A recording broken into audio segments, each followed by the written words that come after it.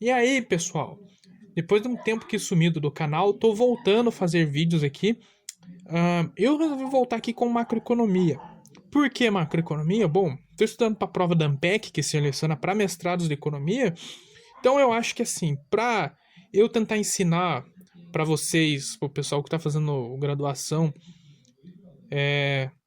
o que eu estou estudando e eu acho que vai me ajudar a fixar o conteúdo da prova também. Então eu vou tentar fazer não só de macro, tentar trazer algumas aulas de outras coisas que eu tenho estudado.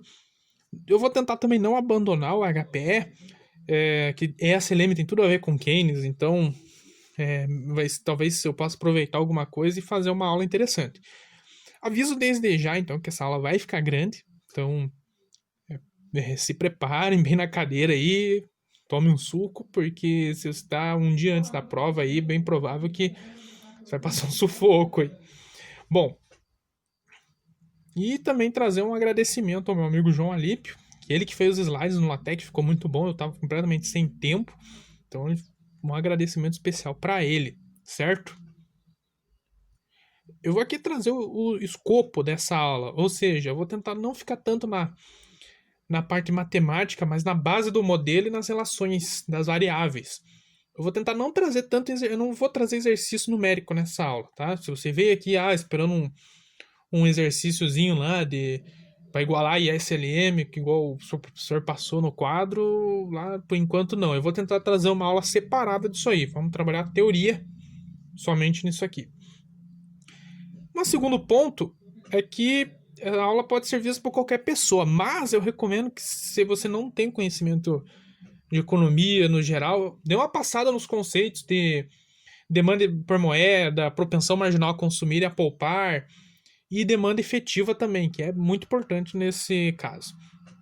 Porque ISLM, sem isso, é muito difícil você entender as relações e como é fundamentado, né, as equações, né, do modelo. Referências principais. Eu estou usando para estudar para a prova o livro de macroeconomia da USP.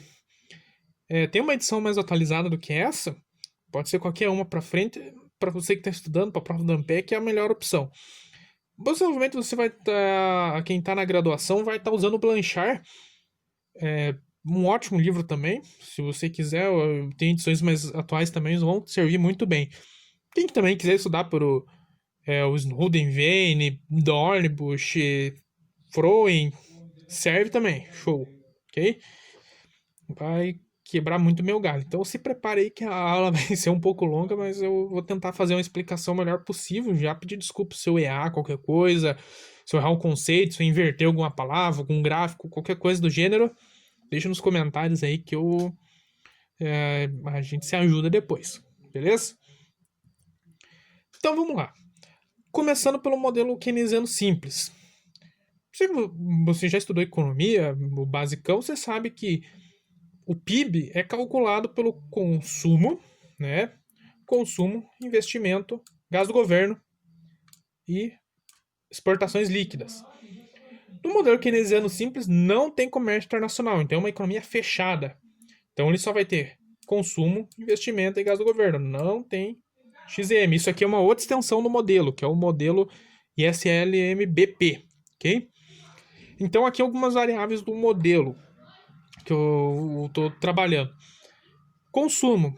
Consumo é definido principalmente por consumo autônomo, que é o C0, certo? Consumo autônomo. E propensão marginal a consumir vezes renda disponível.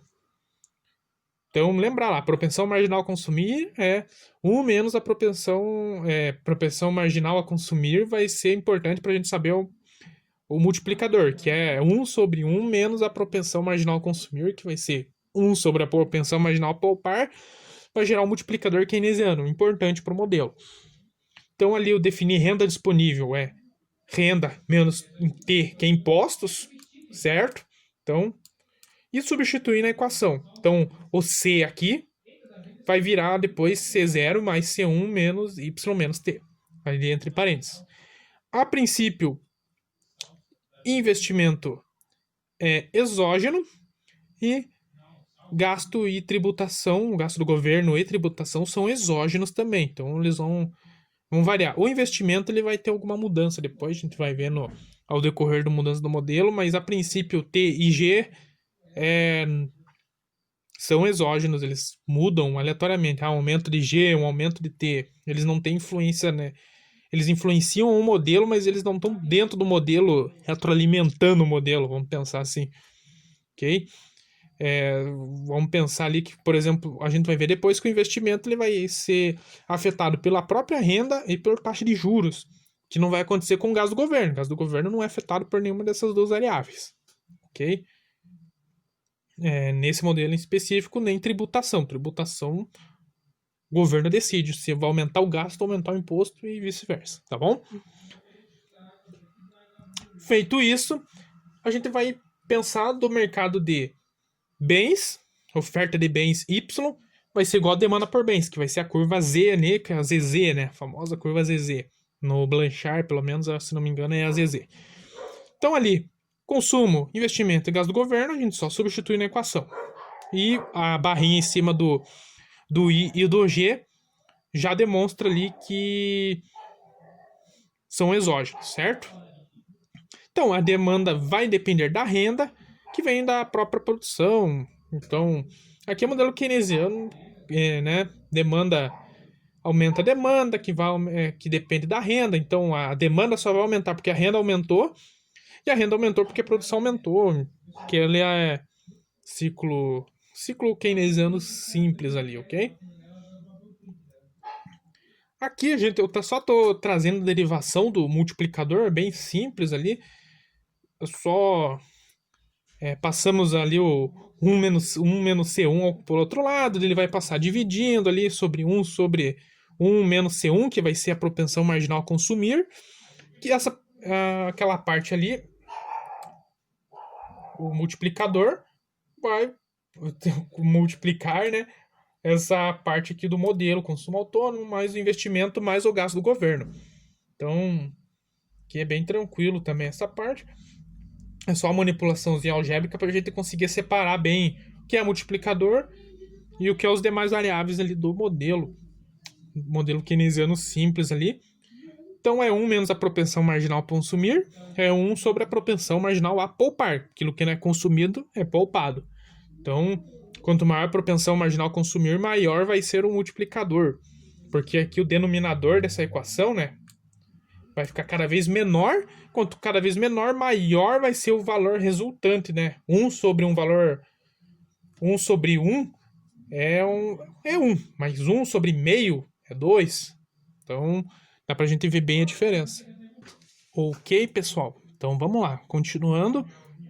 Aqui é a famosa cruz keynesiana, tá? Ali o equilíbrio do mercado de bens. A gente vai ter ali gasto autônomo em relação à origem, que é o C0 lá.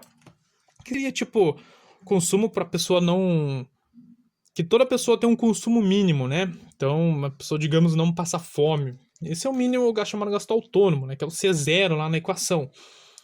E a inclinação da curva costuma ser aqui a propensão marginal a consumir, certo? Essa inclinação ali vai ser o quanto um aumento na renda vai aumentar o tamanho do produto, né? No caso, né? Um aumento, digamos, de uma unidade, quantas vezes vai aumentar o valor da renda depois, correto? E ali a produção, ela sai do eixo zero, tem 45 graus e tem inclinação unitária. E ali o ponto de equilíbrio, onde a demanda e a produção vão para um certo nível de renda.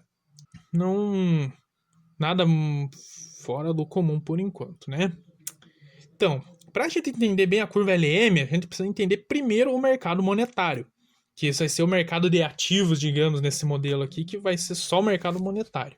Então, né, trazendo aqui, modelo keynesiano é o que afeta a demanda por moeda. Renda, se você pensar lá nas partes de Keynes sobre demanda por moeda, para transação, para especulação, enfim, por precaução, se a pessoa tem maior renda, ela vai precisar de mais moeda para comprar coisas. Então, é óbvio, né? Aumenta a renda, aumenta a demanda por moeda. E é negativamente afetada pela taxa de juros.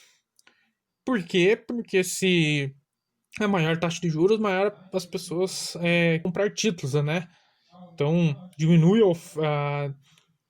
a demanda por moeda para transação e as pessoas vão para, digamos, para especulação, né? Comprar títulos públicos, por exemplo.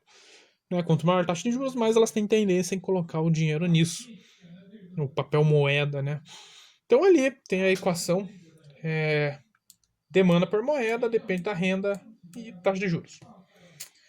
Então, a gente vai ver no gráfico ali que para uma dada taxa de juros, o crescimento da renda nominal desloca a demanda por moeda para a direita.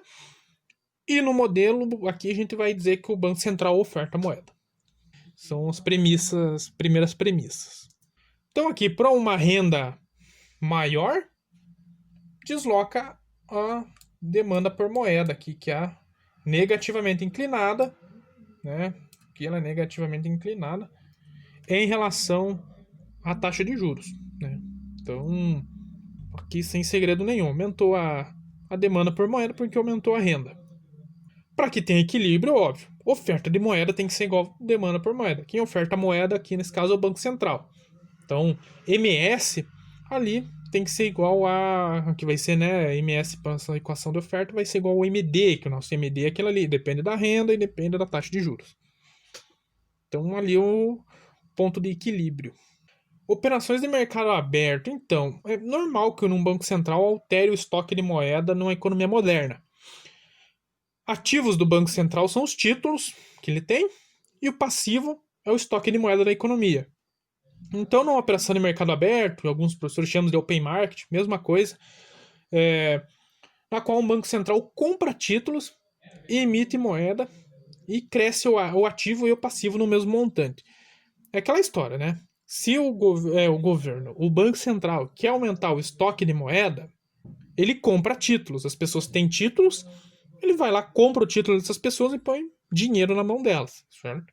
Se as pessoas, no caso o oposto, se o governo quer diminuir a base monetária, ele vende o título, né? A pessoa vai lá, compra, ele retém a moeda e dá o título para a pessoa.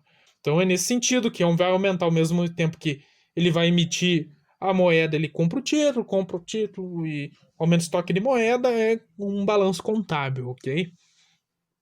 É assim que funciona a operação de open market. Vamos para o próximo slide aqui. São alguns efeitos aqui que a gente vai ver. Por exemplo, o efeito da taxa de juros deu um aumento de oferta de moeda. Então ali, o estoque de oferta de moeda aumenta, taxa de juros diminui. É uma relação inversa. Por quê? Simples, aumentou o estoque e a demanda por moeda não se alterou. Então, o preço desse ativo, digamos que é a taxa de juros, se a gente for pensar no preço do dinheiro, não se alterou, então o preço dele cai, certo? Porque a demanda ali, você vai ver que a demanda não alterou, só aumentou a quantidade de moeda. Então, ali a taxa de juros vai diminuir ao longo da curva de demanda, certo? No caso aqui, é o efeito da taxa de juros de um aumento da demanda por moeda. Então, para um mesmo estoque de moeda, tá vendo ali a linha roxa, não está se alterando. O Banco Central não mexeu no estoque. Se a demanda aumentou para o mesmo nível, é óbvio que a taxa de juros vai subir para esse mercado ficar equilibrado de novo. Então, renda aumentou a demanda por moeda, a oferta continua igual, aumenta o preço desse ativo, que seria a taxa de juros. A gente entendendo bem a parte do mercado monetário, consegue entender bem agora a parte do mercado de bens, né? Que é a curva IS. Então, a gente voltando lá que o equilíbrio no mercado de bens ocorre quando a produção Y é igual à demanda por bens, Z, certo? Então, a gente vai agora incorporar. Lembra, agora o investimento ali, ele vai ser afetado pela renda, positivamente. Aumenta a renda, aumenta o investimento. E aumento ali, no caso, uma a relação inversa com taxa de juros. Aumenta a taxa de juros, diminui o investimento. O investimento se torna menos atrativo, né? Então, se ele se torna menos atrativo, obviamente o investimento vai diminuir, certo? Que ele vai precisar para o mercado de títulos, em vez de investir na produção. É nesse investimento que a gente está falando, certo? A gente tem que separar o investimento que a gente está falando ali no PIB é máquina, equipamento, construir uma fábrica nova. Mercado de ativos ali, se a pessoa coloca o dinheiro, ela não está fazendo investimento, certo? Então aqui a gente está vendo, por exemplo, para uma taxa de juros, para uma taxa de juros maior ali, no caso da parte A linha ali, para uma dada taxa de juros maior do que no período inicial, a demanda vai diminuir, desculpa, vai aumentar a taxa de juros ou diminuir o PIB, certo? Lembra? Aqui, ó, relação inversa da taxa de juros com relação ao investimento. Se o investimento, vamos pegar aqui, cai, né? Se o investimento cai, cai a renda também, ok? Mantido tudo mais constante aqui, ok? Gasto do governo não se alterou nem nada. Na parte aqui, só do mercado de bens, vai acontecer isso, vai diminuir o produto, vai cair para cá. A demanda também vai ser afetada porque diminuiu o PIB e tal, vai diminuir também a produção. É aquela bola de neve, né? No caso da elevação de uma taxa de juros. Então a gente consegue ver aqui que a curva IS ela é afetada negativamente por taxa de juros. Então ela é negativamente inclinada por causa disso. O aumento do PIB leva ali é porque o juro caiu ou o PIB diminuiu porque a taxa de juros aumentou ali. Então, ao longo da curva, a gente consegue ver que é uma relação inversa, taxa de juros e PIB na curva IS, por causa ali muito da sensibilidade do investimento e da questão do aumento da renda também. Okay? Porque, por exemplo, se a ZZ se desloca para cima, né? Vamos pegar ali, por exemplo, então vai estar uma taxa de juros ainda menor e um PIB maior. Foi pensar na relação inversa ali do que está nesse gráfico em específico. Então ali é só um modelo ali um pouco mais expandido ali na equação 4 da curva IS, mas não vamos concentrar muito nisso, certo? Vamos ali. Quanto maior a sensibilidade do investimento em relação à taxa de juros, mais plana será a IS. Nesse caso, uma diminuição da taxa de juros gera maior investimento, logo maior demanda e maior renda. Aqui a gente tem que lembrar de um conceito microeconômico lá, que elasticidade. Ali no caso ele está usando sensibilidade, mas vamos pensar lá da elasticidade da gasolina. Quanto a uma variável, se, por exemplo, muda o preço da gasolina, aumenta o preço, geralmente a demanda não se altera muito. Então quer dizer que ela é inelástica em relação a preço. Na questão das curvas, seja a IS ou a LM, elas também têm esse tipo de situação, de elas serem mais elásticas ou inelásticas. Por exemplo, se ela for mais sensível, ou seja, se ela for uma curva mais elástica em relação à taxa de juros, ela é mais plana, né? Então, uma pequena diminuição na taxa de juros gera muito maior investimento, né? E maior demanda e maior renda, que a gente vai ver no gráfico a seguir ali para você ver. Esse é o gráfico de uma curva inelástica. Abaixou ali a taxa de juros, o efeito no PIB por causa do multiplicador, né? É minúsculo, é muito pequeno. Agora, se a curva é mais elástica e essa é mais plana, digamos assim, né? O multiplicador keynesiano lá é maior e vai aumentar muito mais, ou seja, é a mesma quantidade, mesma variação, por exemplo, a variação percentual, baixou de 10 para 8. Aqui, aumentou o PIB 5, aqui aumentou 50. Só um exemplo bem esdrúxulo para vocês entenderem que a inclinação da IS importa por causa do multiplicador. Agora, aqui, o que desloca a curva por exemplo, aqui, maior demanda no mercado de bens desloca a curva IS para a direita. Por causa do efeito multiplicador também. Variação da renda ali vai deslocar a curva para a direita. Se diminuir a demanda por bens, vai deslocar para a esquerda ali.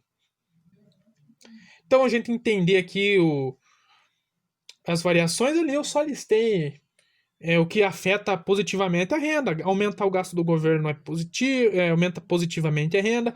Aumento de impostos geralmente tem efeito negativo na renda. Aumento do consumo aumenta a renda. E aumento do investimento aumenta a renda também.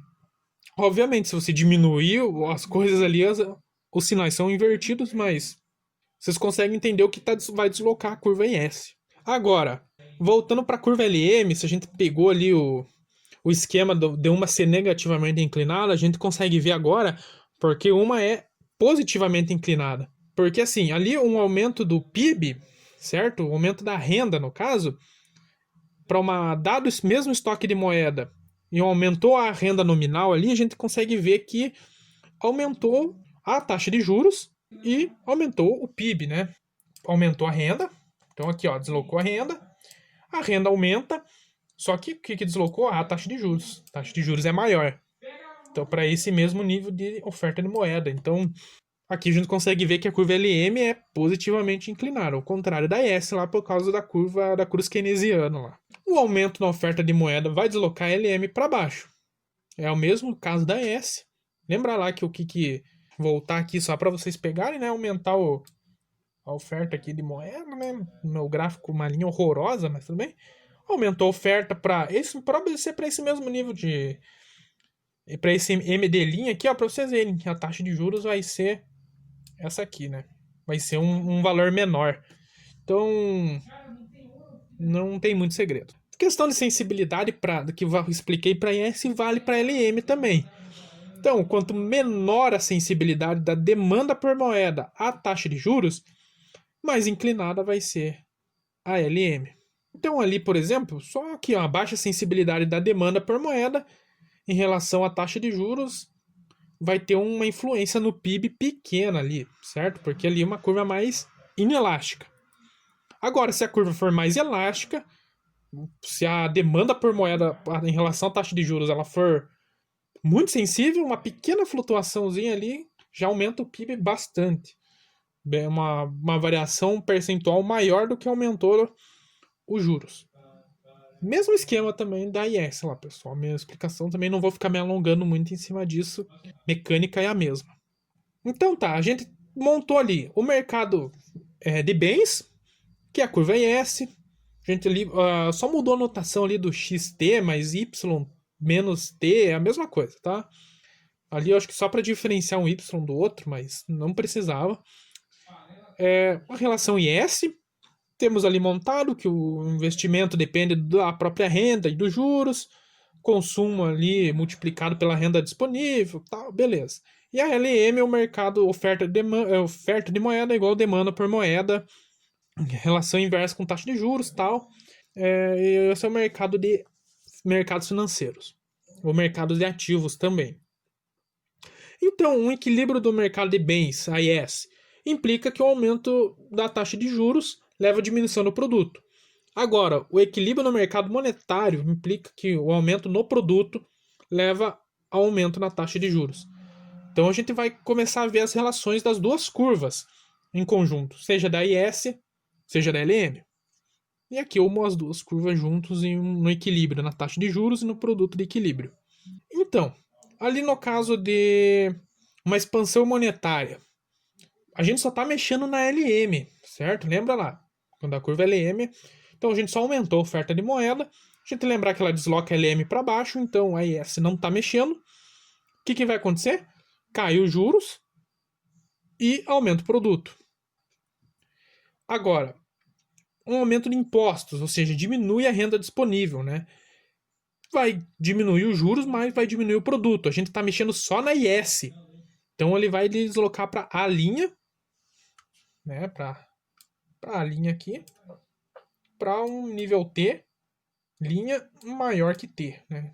Aqui o inicial aumentou os impostos, diminuiu a renda disponível, caiu os juros, mexeu só a IS. Então aqui, né, a gente está vendo as hipóteses de mercado, né? Demanda agregada maior que oferta agregada, aumenta o PIB. Oferta agregada maior que demanda agregada, diminui o PIB. Demanda por moeda maior que oferta de moeda, taxa de juros aumenta, demanda maior que oferta. Descompasso maior oferta que demanda, diminui taxa de juros. Então a economia vai convergir para uma renda e para uma taxa de juros de equilíbrio. Aqui a gente só vê para onde está fazendo as pressões, né, da curva. Se a demanda é maior que a oferta, então ela vai a pressão, né, de deslocamento ali para o excesso de demanda e para o excesso de oferta tende a diminuir o PIB em um a tendência é aumentar. Então, se a gente for ver que se, né, o PIB fica maior, mas se houver um excesso de demanda, e se houver um excesso de oferta, o PIB fica menor ali no caso, menor que a demanda. Para LM, mesmo esquema. Ali, excesso de demanda por moeda maior que oferta, pressiona a taxa de juros para cima. Maior oferta de moeda que demanda, pressiona a taxa de juros para baixo. E ali a gente tem o mesmo esquema das curvas que eu desenhei na IS. Então a gente vai ver os tipos de curvas. Isso aqui é um conteúdo que eu coloquei porque cai muito na Ampeg e tal, e eu acho interessante mostrar para vocês quais as políticas funcionam e não funcionam nos diversos tipos de curvas, tá? Porque se as curvas são normais, se é um modelinho assim, deixa eu voltar aqui. Se é um modelinho assim, é só fazer os cálculos, né? A gente vê ali, dadas as equações, e ver mais ou menos qual que vai ser os efeitos. Se não tiver, obviamente, a gente consegue ver se o multiplicador é muito grande, ou se, por exemplo, a política monetária perdeu o efeito por causa do aumento da. Por exemplo, na armadilha da liquidez, que a gente vai ver mais para frente. No modelinho assim, a gente faz as equações lá, iguala as duas equações, encontra o juro de equilíbrio e encontra o PIB. Então a gente vai trazer os casos aqui mais extremos. Às vezes costuma cair bastante em prova normal também, então aqui os tipos de curvas. Então aqui a gente está vendo uma IS perfeitamente inelástica e uma LM, entre aspas, normal, né? Aqui, no caso, a política monetária não funciona. Se aumentar a oferta de moeda, não vai influenciar em nada o PIB. O PIB não aumentou, certo? Você está vendo ali na LM linha, ó. O PIB não mexeu. O PIB continua aqui. Então, a política mais eficiente vai ser a política fiscal. Então, por exemplo, o governo aumentar o gasto. Eu vou usar bastante o exemplo do governo aumentando o gasto, que é mais fácil de entender. Vai aumentar a renda e vai aumentar o produto de equilíbrio também. Então, vai deslocar aqui. Então, na IS vertical, política monetária na oferta do produto, investimento não depende de taxa de juros, política fiscal tem eficiência máxima. Agora, o caso oposto, uma LM perfeitamente vertical. Dá para ver, né? Política fiscal, nesse caso, não vai funcionar. Dá para ver que dá que a gente chama lá de efeito crowding out, né? Isso é lá do modelo clássico, que qualquer aumento de gasto vira aumento de taxa de juros. Então a gente consegue verificar bem aqui que política fiscal não vai funcionar numa curva LM que é uma reta, assim, extremamente inelástica. Política monetária vai ter eficiência máxima, então uma redução de taxa de juros vai ter um efeito bem grande nesse caso. Agora, num outro exemplo, com uma LM perfeitamente elástica, aqui é a armadilha da liquidez, quando a política monetária não tem mais efeito, ou seja, o Banco Central baixa o juro e não consegue mais estimular a economia. Então a única política que sobra para o Banco Central fazer, ou para o Banco Central, ou para o governo fazer, é política fiscal. Então ali vai deslocar a IS. Então aumenta o gasto e aumenta o PIB. O único jeito de aumentar o PIB nesse caso é um aumento de gastos. Agora, numa IS, que é perfeitamente elástica, o que vai deslocar é a política monetária. Né? A política fiscal não tem efeito aqui. Certo? Então, vai só aumentar a oferta de moeda, o Banco Central resolve o problema, aumenta o PIB. E, claro, todos os exemplos que eu estou usando aqui vale o oposto também. Se você quer diminuir o PIB, aqui nesse caso, se quer diminuir o PIB, tem que diminuir a oferta de moeda e nos outros modelos lá, só fazer o inverso que se chega num resultado igual, só que oposto.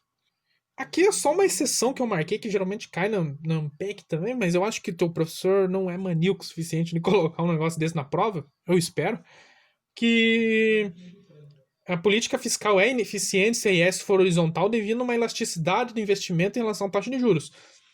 A política fiscal vai ter eficiência se o multiplicador dos gastos tender ao infinito, ou seja, isso é uma tecnicidade lá do multiplicador que faz a política fiscal funcionar aqui, mas não vamos entrar muito em detalhes, tá? Mas é importante saber que mas não é crucial. Então aqui já encerrando um pouco o vídeo, Para a gente entender a eficiência da política monetária e fiscal no modelo ISLM é: política monetária mais eficaz quando maior inclinação da LM, menor inclinação da S. Você usa a política monetária, aumenta a oferta de moeda ou diminui a taxa de juros. Geralmente, se aumentando a oferta de moeda, se afeta a taxa de juros, né, no caso. É a política monetária. Então, a política fiscal não seria o melhor caso aqui para você utilizar. E aqui o oposto. Política fiscal é mais eficaz quando, se a LM for uma reta não, né? For perfeitamente, for menos inclinada, né? Não perdi a palavra agora. E maior multiplicador dos gastos, porque obviamente, né? Se o multiplicador é bem grande, geralmente costuma ser mais eficiente você aumentar o gasto do que mexer em política monetária. Então, política fiscal melhor nesse caso e menor sensibilidade do investimento em relação à taxa de juros. Então, se ele é pouco sensível ao investimento, baixei a taxa de juros, o investimento não aumentou muito, você sabe que geralmente um estímulo fiscal vai ser mais eficiente nesse caso. Então é isso, pessoal. Espero que tenham gostado. Me perdoem se eu errei alguma coisa, se eu não deixei claro algum termo pelo caminho. Deixe as dúvidas nos comentários. E valeu. E aguardem aí eu trazer algum exercício numérico aí de ISLM. Até mais.